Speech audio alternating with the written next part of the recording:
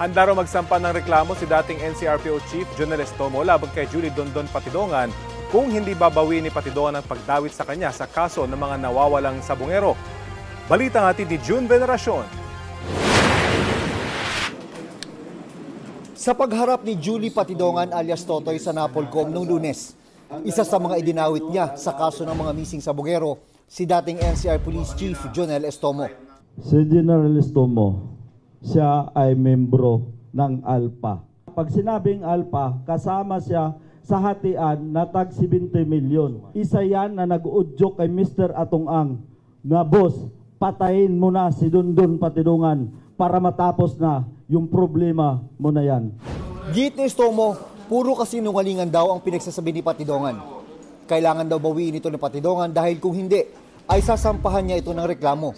Dapat daw mag-public apology sa kanya si Patidongan. Pag-interview siya ulit, tapos linisin yung pangalan ko. Siyempre, nasaktan ako, nakakalagkad ang pangalan ko. Kailangan niya gawin yun para maring ng taong bayan na hindi nagsinungaling siya. Walang maisip na dahilan si Estomo bakit nadamay siya sa kaso. Hindi naman daw niya kilala si alias Totoy. Si Atong Ang naman ay isang beses lang daw niya nakita. So, maapektuhan yung investigation ni alias Totoy na yan. Kasi kung ano na lang mga tigsasabihin niya na hindi naman totoo. Inilabas ni Estomo ang sertifikasyon mula sa Pitmaster Foundation na nagsasabing hindi siya trustee o opisyal ng korporasyon at wala siyang kaugnayan sa business activities o operasyon ito. Ang Pitmaster Foundation ay charitable organization ng gaming company na Lucky 8 Star Quest na pagmamayari ni Ang. Sa bagong panayam ng GMA Integrated News, sinabi ni Patidongan na bakit daw siya magbibigay ng public apology gayong wala naman siyang kasalanan.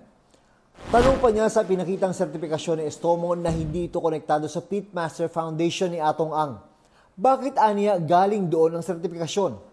Dapat daw ay sa Lucky 8, ang gaming company na pagmamayari ni Ang. Bakit ako maghingi ng public apology? Wala naman ako kasalanan sa kanya. Sinabi ko lang naman, nakasali siya sa ALPA. Hinihingan pa ng reaksyon dito si Ang. June Veneracion, nagbabalita para sa GMA Integrated News.